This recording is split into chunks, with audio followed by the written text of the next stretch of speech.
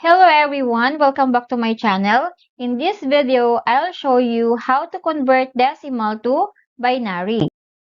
The binary number system is very important in computers and digital devices. Computers and electronic devices use binary because it matches how their circuits work. It uses only two numbers, which is 0 and 1. Here are the main points. Each number in binary is called a bit. So unlike the decimal system we use every day, which uses 0 to 9, binary only uses 0 and 1. To convert a decimal number to binary, follow these steps. Number 1. Divide the decimal number by 2. Number 2. Use the integer quotient obtained as the dividend for the next step. Number 3.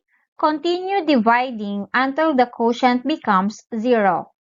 Number 4. Write down the remainders in reverse order to get the binary representation. Okay, we have an example. We convert decimal 13 to binary. To convert 13 to binary, we have three columns: division step, quotient, and remainder. The first step is to divide 13 by 2.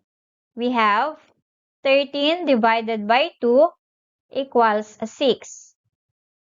And the remainder is 1.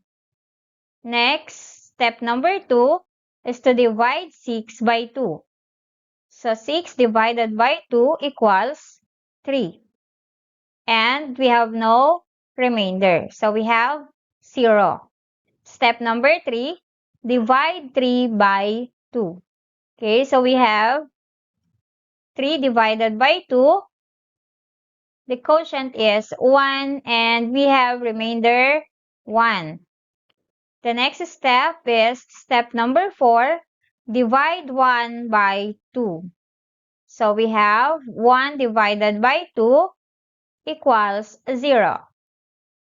Okay, the quotient is 0 and write remainder 1. Based on the given step, the third step is to continue dividing until the quotient becomes 0. And the next one is to write down the remainders in reverse order to get the binary representation. And the fourth step is to write down the numbers in reverse order to get the binary representation.